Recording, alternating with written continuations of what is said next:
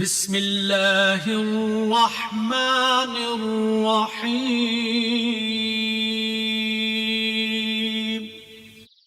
الحمد لله نحمده ونستعينه ونستغفره ونعوذ بالله من شرور أنفسنا ومن سيئات أعمالنا من يهده الله فلا مضل له ومن يضلله فلا هادي له وأشهد أن لا إله إلا الله وحده لا شريك له وأشهد أن محمدًا عبده ورسوله يا أيها الذين آمنوا اتقوا الله حق تقاته ولا تموتن إلا وأنتم مسلمون يا أيها الناس اتقوا ربكم الذي خلقكم من نفس واحدة وخلق منها زوجها وبث منهما رجالا كثيرا ونساء واتقوا الله الذي تساءلون به والأرحام إن الله كان عليكم رقيبا يا أيها الذين آمنوا اتقوا الله وقولوا قولا سديدا يصلح لكم أعمالكم ويغفر لكم ذنوبكم ومن يطع الله ورسوله فقد فاز فوزا عظيما أما بعد فإن خير الحديث كتاب الله وخير الهدي هدي محمد صلى الله عليه وسلم وشر الأمور محدثاتها وكل محدثة بدعة وكل بدعة ضلالة وكل ضلالة في النار أعوذ بالله السميع العليم من الشيطان الرجيم من همزه ونفخه ونفثه بسم الله الرحمن الرحيم والسابقون الأولون من المهاجرين والأنصار والذين اتبعوهم بإحسان رضي الله عنهم ورضوا عنه رب اشرح لي صدري ويسر لي أمري واحلل عقدة من لساني يفقهوا قولي سبحانك لا علم لنا إلا ما علمتنا إنك أنت العليم الحكيم وتب علينا إنك أنت التواب الرحيم۔ تمام قسم کی تعریف کبریائی حمد و ثنا اس اللہ وحدہ لا شریک کے لیے لائق و زیبا ہے جس نے اس ساری کائنات کی تخلیق فرمائی، ہماری ضرورتوں کے واسطے ہر ایک چیز کو مہیا فرمایا، ہماری رشد و ہدایت کے لیے انبیاء اور رسولوں کا سلسلہ جاری فرمایا اور ہمیں مسلمان بنایا۔ درود و سلام نازل ہو تمام انبیاء کرام علیہم الصلاۃ والتسلیم پر، خصوصاً امام کائنات امام الانبیاء افضل البشر خاتم النبیین شفیع المذنبین اور رحمۃ للعالمین محمد صلی اللہ علیہ وسلم پر۔ اللہم صلی علی محمد وعلی آل محمد کما صلیت علی ابراہیم وعلی آل ابراہیم انک حمید مجید۔ اللہم بارک علی محمد وعلی آل محمد کما بارکت علی ابراہیم وعلی آل ابراہیم انک حمید مجید۔ معزز حاضرین جمعہ، عزیز بچوں، خطبہ مسنونہ کے بعد سورہ توبہ سورہ نمبر 9 آیت نمبر 100 کی تلاوت آپ کے سامنے کی گئی۔ انشاءاللہ اسی آیت کریمہ کی روشنی میں کچھ باتیں آپ کے سامنے رکھنی ہیں۔ اللہ رب العزت سے دعا ہے کہ اللہ تعالی ہمیں حق کہنے، حق سننے، حق سمجھنے اور حق باتوں پر عمل کرنے کی توفیق عنایت فرمائے، آمین۔ یہ ذی الحجہ کا مہینہ چل رہا ہے اور اس ماہ میں مسلمان قربانی کرتے ہیں۔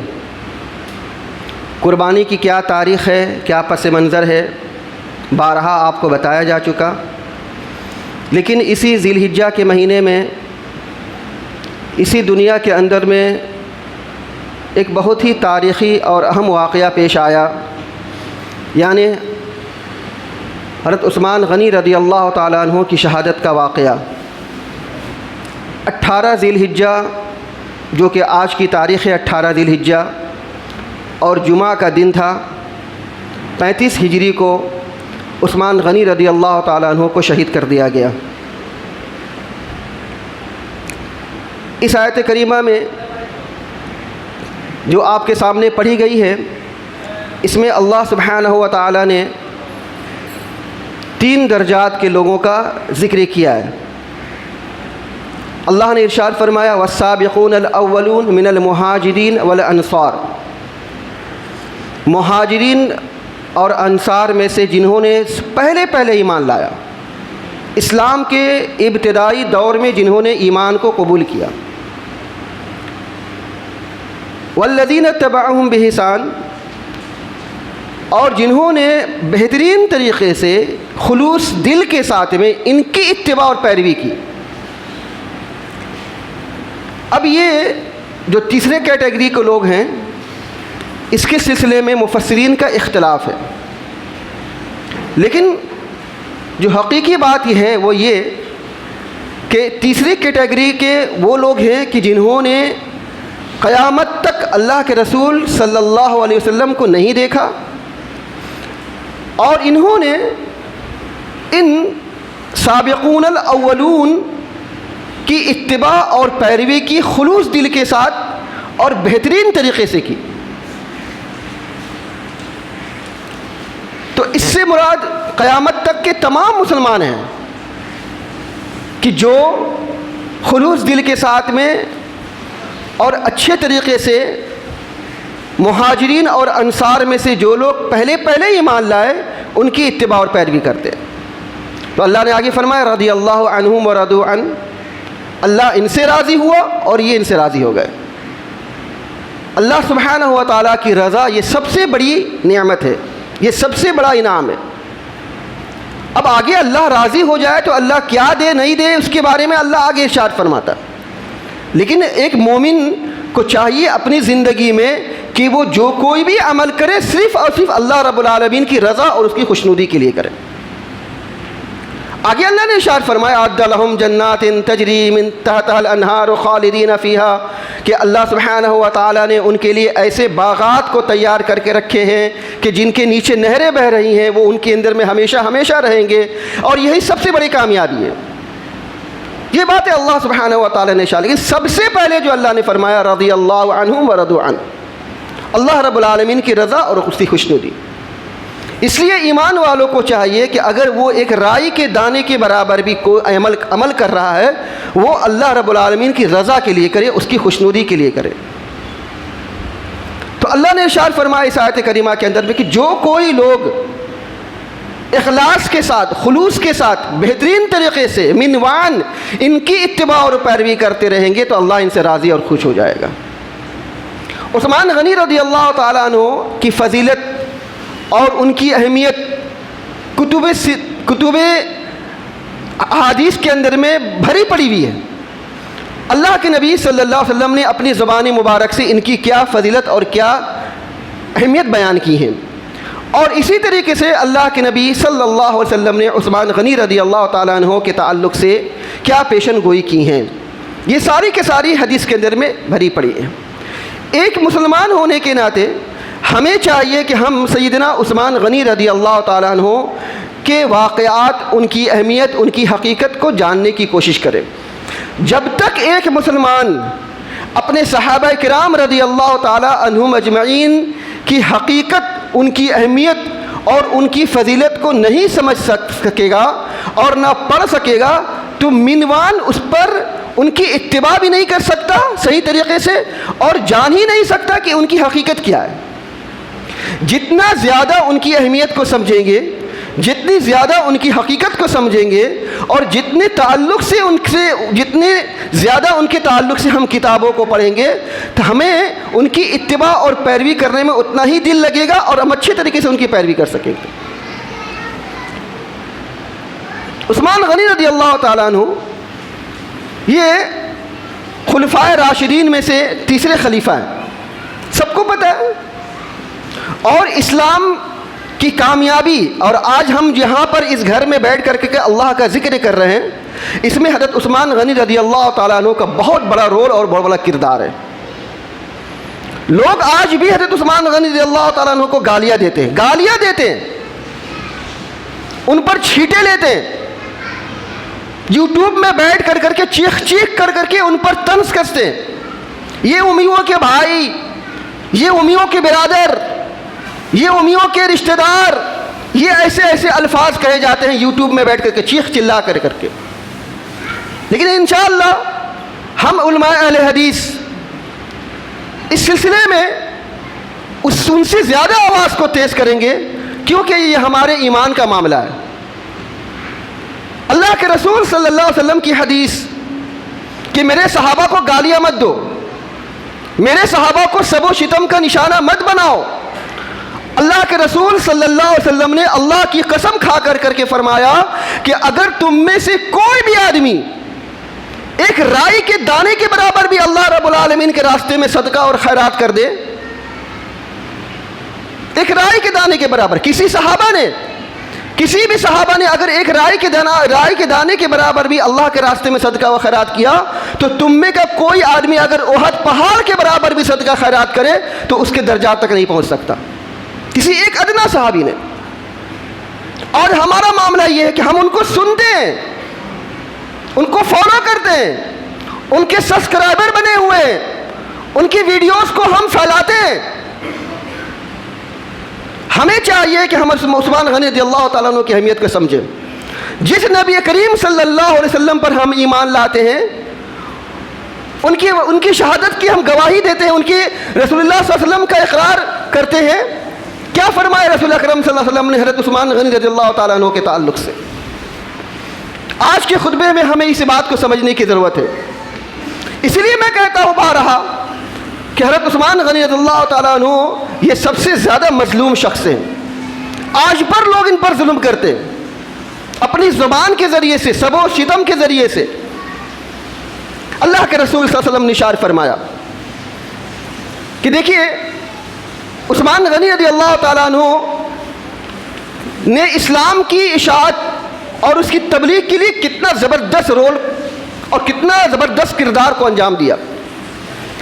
ایک روایت کے اندر میں آتا ہے، جامع ترمذی کے حسن درجے کی روایت میں، کہ جس وقت جیش اسرا کی تیاری چل رہی تھی، اور آپ پڑھیں گے روایات کے اندر میں کہ جنگ تبوک کا واقعہ تھا کہ جس میں رومیوں سے جنگ کرنی تھی۔ رومی اس وقت کا سپر پاور ملک، یہ عرب کے بدو جو ابھی دنیا کے نقشے پر ابھر آئے تھے، ایک زبردست سپر پاور ملک سے ان کی لڑائی ہونے جا رہی تھی۔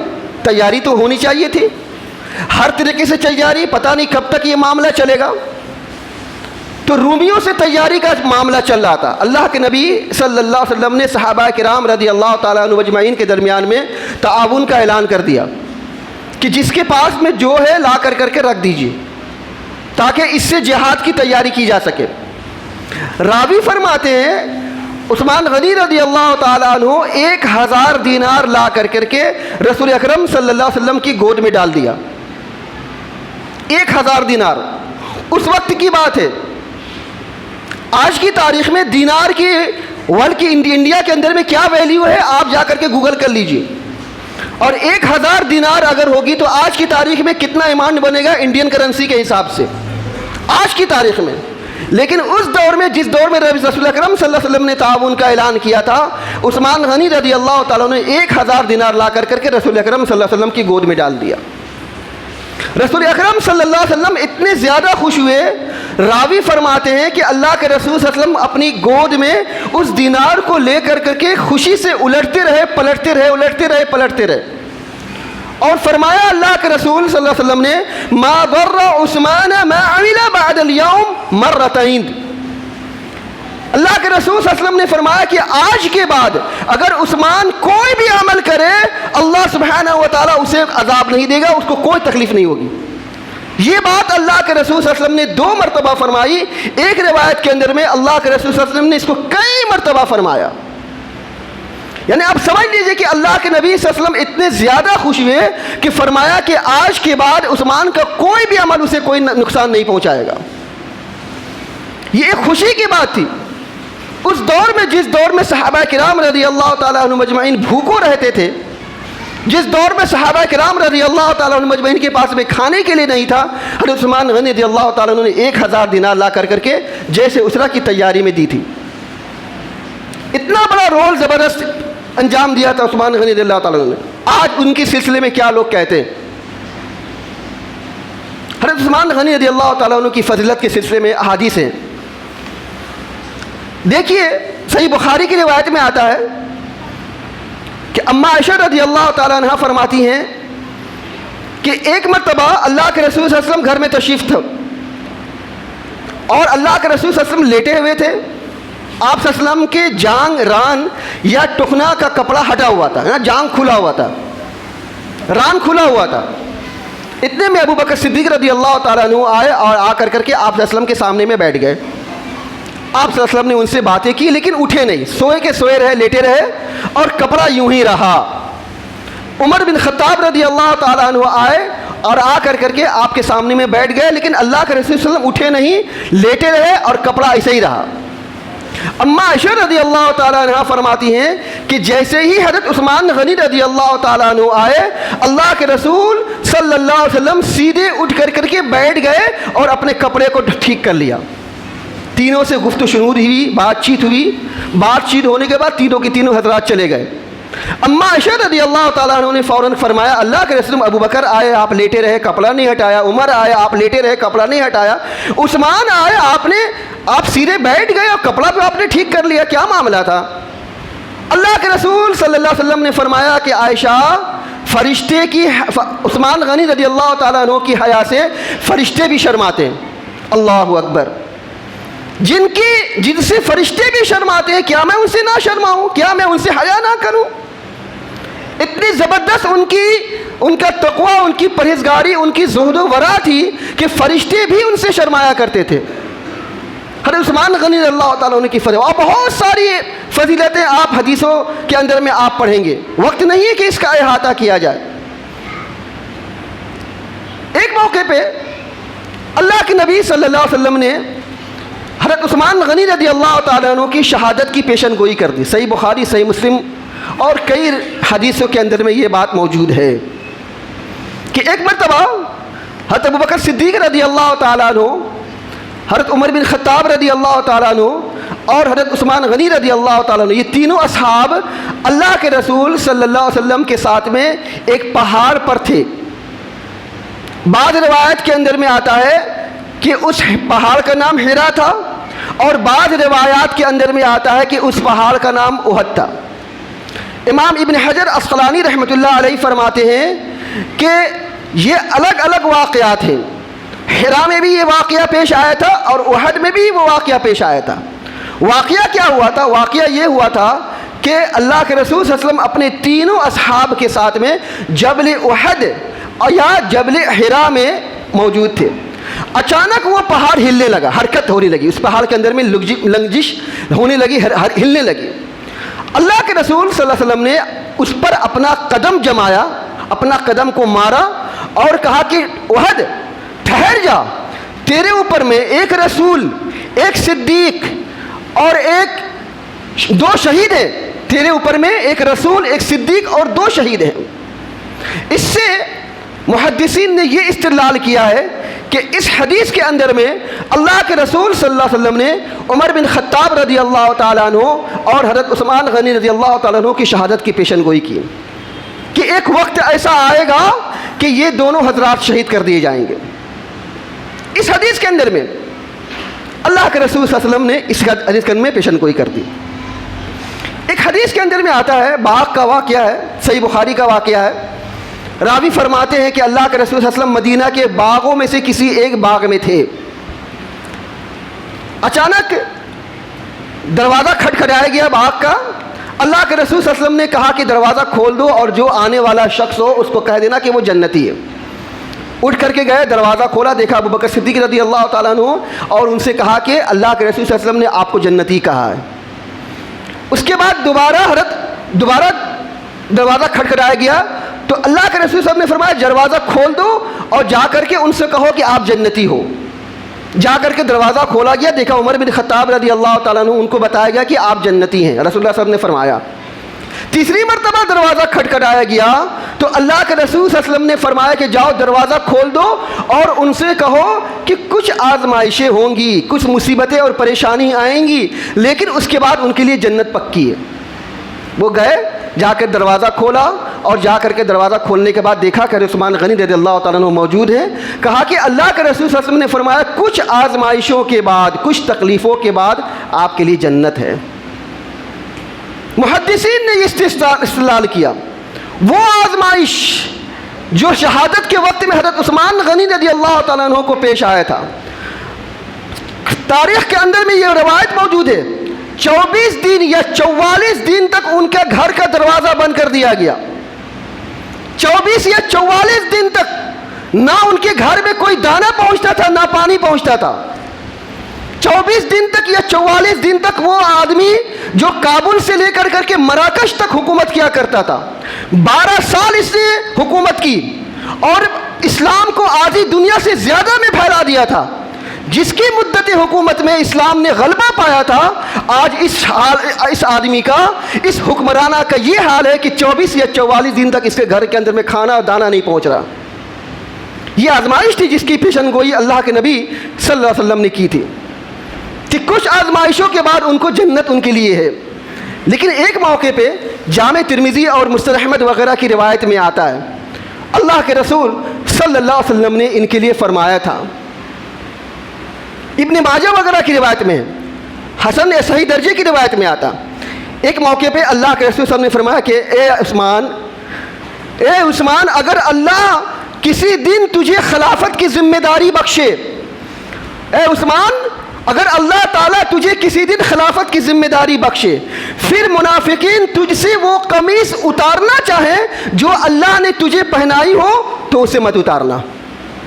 یہ اللہ کے رسول صلی اللہ علیہ وسلم کی تاکید تھی عثمان غنی رضی اللہ تعالیٰ عنہ کو کہ اللہ سبحانہ و تعالیٰ نے تجھ کو خلافت کی ذمہ داری سونپی ہے.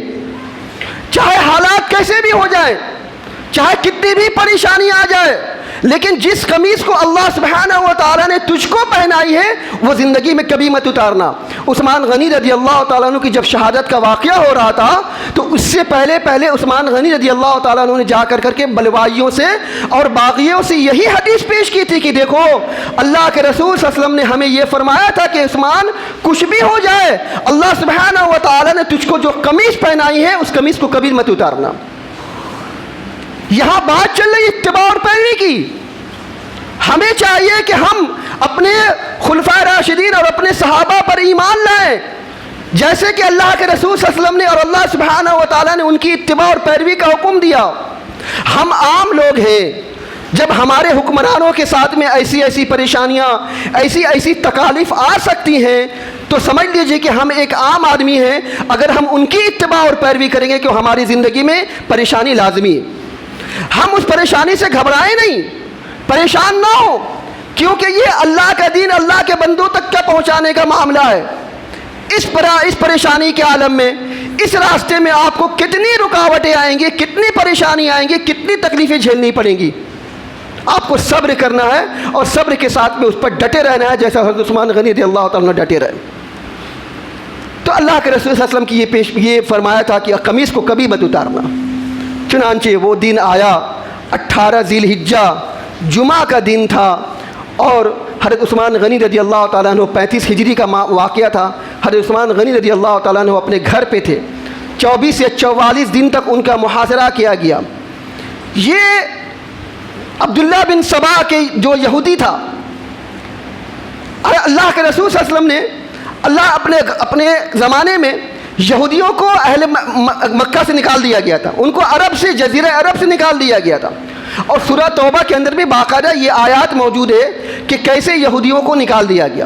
اور اللہ سبحانہ و تعالیٰ نے ارشاد فرمایا کہ آج کے بعد کوئی مشرک، کوئی بھی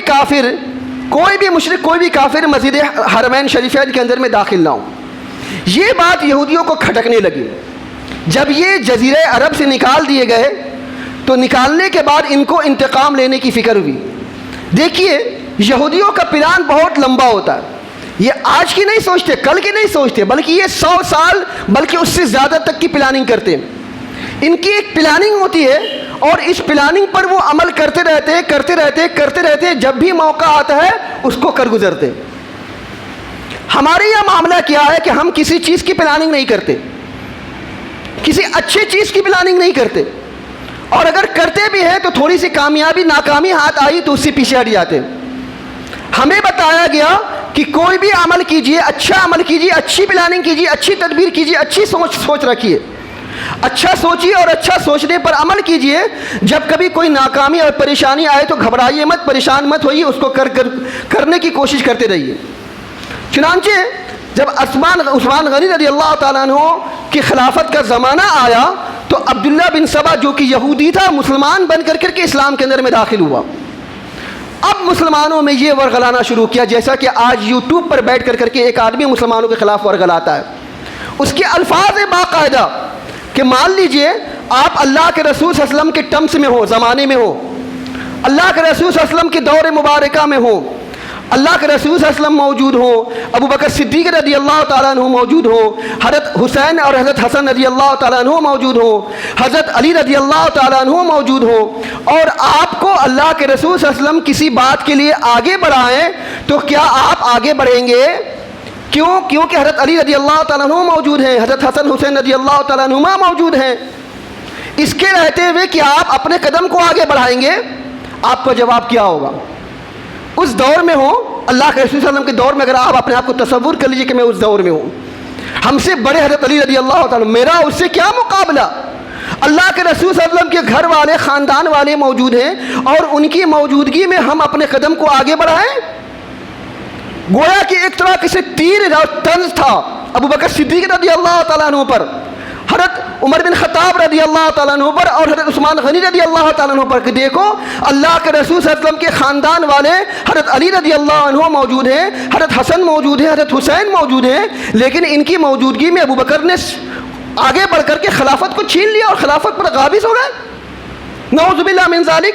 ان کو یہ نہیں پتا کہ رسول اکرم صلی اللہ علیہ وسلم کی جب بیماری چل رہی تھی تو اللہ کے رسول صلی اللہ علیہ وسلم نے صحابہ سے کہا تھا کہ ابو بکر صدیق رضی اللہ تعالیٰ عنہ کو کہو کہ وہ امامت کے لیے آگے بڑھیں، امامت کے لیے آگے بڑھیں. باوجود اس کے کہ اماں عائشہ رضی اللہ تعالیٰ عنہ فرماتی ہیں ابو بکر صدیق رضی اللہ تعالیٰ عنہ کا دل بہت نرم ہے، وہ رونے لگتے ہیں، کپانے لگتے ہیں نمازوں میں، آپ ان کو نماز امامت کا حکم مت دیجیے. لیکن اللہ کے رسول صلی اللہ علیہ وسلم بزد رہے، اصرار کرتے رہے اور فرماتے ہیں کہ نہیں، ابو بکر صدیق رضی اللہ تعالیٰ عنہ کو امامت پر متعین کیجیے. ابھی کون موجود ہے؟ حضرت علی رضی اللہ اس وقت موجود نہیں تھے، حضرت حسن اور حسین رضی اللہ تعالیٰ عنہ موجود نہیں تھے، لیکن ان کے باوجود بھی حضرت ابو بکر صدیق رضی اللہ تعالیٰ عنہ کو امامت کی ذمہ داری دی گئی. اللہ کے رسول صلی اللہ علیہ وسلم نے اپنی دور مبارک میں، اپنی زندگی میں، اور آج یہی وہ پٹی پڑھائی جا رہی ہے جو عبداللہ بن سبا یہودی کے ذریعے سے پڑھائی جا رہی کہ دیکھو اللہ کے رسول صلی اللہ علیہ وسلم کے خاندان والے اب بھی زندہ ہیں، اب بھی موجود ہیں. حضرت علی رضی اللہ تعالیٰ عنہ جو ان کے چچیرے بھائی تھے، ان کے داماد بھی ہیں، اور اس کے علاوہ حضرت حسن حسین رضی اللہ تعالیٰ عنہما جو جنت کے سردار ہیں، جو اللہ کے رسول صلی اللہ علیہ وسلم کے نواسے ہیں، ان کے خاندان کے رہتے ہوئے ایک کوئی دوسرا تیسرا چوتھا غالب آ جائے اور خلافت پر قابض ہو جائے، یہ کون سی بڑی بات ہے؟ چنانچہ کچھ مسلمان جو سادہ لو تھے، جنہوں نے اسلام کی حقانیت کو اور اسلام کی مصلحتوں کو نہیں سمجھا تھا، انہوں نے اس بات پر لبیک کہا اور اس کی باتوں پہ آ گئے. ہزار اس کا یہ فتنہ مصر، بصرہ، کوفہ، شام، حجاز اور کئی علاقوں میں پھیلتا گیا اور نتیجہ یہ ہوا کہ یہ سارے کے سارے بلوائی مدینہ میں آ کر کے جمع ہو گئے. حضرت عثمان غنی رضی اللہ تعالیٰ عنہ کو مشورہ دیا گیا، صحابہ نے مشورہ دیا کہ اگر آپ کہیں آپ کا مشورہ ہو تو ان سب کو قتل کر دیا جائے، ان سب کو قتل کر دیا جائے تاکہ فتنہ یہیں دب جائے. لیکن حضرت عثمان غنی رضی اللہ تعالیٰ عنہ نے فرمایا کہ نہیں، ہمیں اس چیز کا حکم نہیں دیا گیا ہے، ہم اس چیز کو نہیں چاہتے ہیں کہ مسلمان آپس میں لڑیں، ان کی خون ریزی کی جائے. حضرت عثمان غنی رضی اللہ تعالیٰ عنہ بہت ہی نرم دل کے آدمی تھے، اور ذی الحجہ کا چونکہ مہینہ چل رہا تھا، اکثر و بیشتر صحابہ کرام رضی اللہ تعالیٰ عنہ مجمعین حج کے لیے جا چکے تھے، اور مدینہ بہت سارے صحابہ کرام رضی اللہ تعالیٰ عنہ مجمعین سے خالی ہو چکا تھا. کچھ صحابہ ایسے تھے کہ جو اس کا دفاع کر رہے تھے اور اس کے لیے تیاری کر رہے تھے، لیکن حضرت عثمان غنی رضی اللہ تعالیٰ عنہ نے منع فرما دیا تھا کہ نہیں، ایسا نہیں ہونا چاہیے، یہ خون خرابہ، یہ خون ریزی مدینہ کے اندر میں نہیں ہونی چاہیے. حضرت عثمان غنی رضی اللہ تعالیٰ نرم دل کے طبیعت کے آدمی تھے، لہذا انہوں نے منع کر دیا. نتیجہ یہ ہوا کہ آخر وہ دن آیا 18 ذی الحجہ جمعہ کا دن 35 ہجری، عمر 82 سال کی تھی. حضرت عثمان غنی رضی اللہ تعالیٰ عنہ، آپ جا کے تاریخ اسلام کا مطالعہ کیجئے، طبقات ابن سعد کا مطالعہ کیجئے اور کئی سیرت کی کتابوں کا مطالعہ کیجئے، جو کہ آپ کو مستند اور صحیح اور حسن درجے سے روایات ملے گی کہ حضرت عثمان غنی رضی اللہ تعالیٰ عنہ قرآن کریم کی تلاوت فرما رہے تھے، سورہ بقرہ کی تلاوت فرما رہے تھے. فَسَيَكْفِيكَهُمُ اللَّهُ وَهُوَ السَّمِيعُ الْعَلِيمُ کہ اللہ کافی ہے اور اللہ سننے والا اور جاننے والا ہے. اس آیت کریمہ کے آپ رضی اللہ تعالیٰ عنہ تلاوت فرما رہے تھے کہ اسی دوران میں ایک آدمی نے آ کر کے آپ پر تلوار سے ماری. حضرت نائلہ رضی اللہ تعالیٰ عنہ آپ کی بیوی جو آپ کے بغل میں بیٹھی ہوئی تھی، ان کے تلوار کو روکنے کے لیے اپنا ہاتھ بڑھایا تو ان کی 3 انگلیاں کٹیں اور 3 انگلیاں کٹ کر کے جا کے دور گری۔ حضرت عثمان غنی رضی اللہ تعالیٰ عنہ پھر بھی قرآن کریم کی تلاوت کرتے رہے، اور اسی دوران میں اس بدبخت نے حضرت عثمان غنی رضی اللہ تعالیٰ عنہ کا سر کو گردن سے الگ کر دیا، سر کو گردن سے الگ کر دیا۔ روایات کے اندر میں آتا ہے کہ 2 دن تک بے گور و کفن ان کی ایسی میت پڑی رہی، کسی کے اندر میں اتنی ہمت نہیں ہوتی تھی کہ ان کو لیا کر کے دفن کر دے۔ اتنا زبردست بلوائیوں کا اور دنگائیوں کا غلبہ تھا کہ ڈر کے مارے کوئی ان کو دفن کرنے نہیں جاتا تھا۔ حضرت عثمان غنی رضی اللہ تعالیٰ عنہ 2 دن تک ان کی میت ایسے ہی پڑی رہی۔ 2 دن کے گزرنے کے بعد، سنیچر گزرنے کے بعد، رات میں کچھ صحابہ نے مل کر، تقریباً 17 آدمی تھے، 17 صحابہ، 17 آدمی تھے، جو آدمی کابل سے مراکش تک، جو آدمی آدھی سے زیادہ دنیا پر حکومت کرتا تھا، جس نے 12 سال خلافت کی، اس کی نماز جنازہ صرف 17 آدمیوں نے پڑھی، صرف 17 آدمیوں نے، اور رات کے اندھیرے میں لے آ کر ان کو جنت البقیع میں دفن کر دیا گیا۔ تو یہ تھی حضرت عثمان غنی رضی اللہ تعالیٰ کی شہادت۔ اللہ سبحانہ و تعالیٰ نے ارشاد فرمایا والسابقون الاولون من المہاجرین والانصار والذین اتبعوہم بإحسان رضی اللہ عنہم ورضوا عنہ، جنہوں نے اسلام کو قبول کیا، ایمان لائے، مہاجرین اور انصار میں سے پہلے ابتدائی دور کے لوگ ایمان والے۔ حضرت عثمان غنی رضی اللہ تعالیٰ عنہ وہ صحابی تھے کہ جنہوں نے اسلام کے سب سے ابتدائی دور میں ایمان لایا تھا۔ اللہ سبحانہ و تعالیٰ ان کے سلسلے میں یہ ارشاد فرمایا والذین اتبعوہم بإحسان، اور ہمارے لیے، آپ کے لیے اس آیت کریمہ کے اندر میں یہ حکم ہے کہ ان کی اتباع کیجئے، ان کی پیروی کیجئے، خلوص دل کے ساتھ میں اور بہترین طریقے سے کیجئے۔ اگر آپ ان کی اتباع اور پیروی کریں گے، رضی اللہ عنہم ورضوا عنہ، اللہ ان سے راضی ہوگا اور اللہ آپ سے راضی ہوگا اور آپ اللہ سے راضی ہو جائیں گے۔ آخر میں حضرت عثمان غنی رضی اللہ تعالیٰ عنہ، جو اس زمانے میں بھی حضرت عثمان غنی رضی اللہ تعالیٰ عنہ کو گالیاں دی جاتی تھیں اور آج بھی برا بھلا کہا جاتا ہے، ڈرنا چاہیے، ان کا دل کپکپانا چاہیے، ان کا دل لرزنا چاہیے، ان کی زبان کٹ جانی چاہیے جو حضرت عثمان غنی رضی اللہ تعالیٰ کے خلاف ایسی باتیں کرتے ہیں۔ فرماتے ہیں ایک تابعی ابو نضرہ منذر بن مالک رحمۃ اللہ علیہ فرماتے ہیں کہ ہم مدینہ میں تھے کہ وہاں دیکھا کہ ایک آدمی حضرت عثمان غنی رضی اللہ تعالیٰ عنہ کو گالیاں دے رہا ہے، الٹی سیدھی باتیں کہہ رہا ہے، برا بھلا کہہ رہا ہے۔ حضرت ابو نضرہ منذر بن مالک رحمۃ اللہ علیہ فرماتے ہیں کہ ہم نے اسے روکا، بھائی مت بول ایسا مت کر، لیکن وہ آدمی مانا نہیں۔ فرماتے ہیں کہ دیکھا کہ اچانک بادل گرجا، پھر آسمان سے بجلی آئی اور آسمان سے بجلی آ کر کے بجلی نے اس کو جلا دیا۔ یہ صحیح درجے کی روایت میں ہے، یہ تابعی کا واقعہ ہے۔ تو ایسے جنہوں نے حضرت عثمان رضی اللہ تعالیٰ کو سب و شتم کا نشانہ بنایا، گالیاں دی، اللہ سبحانہ و تعالیٰ ان کو انجام کو پہنچا دیا۔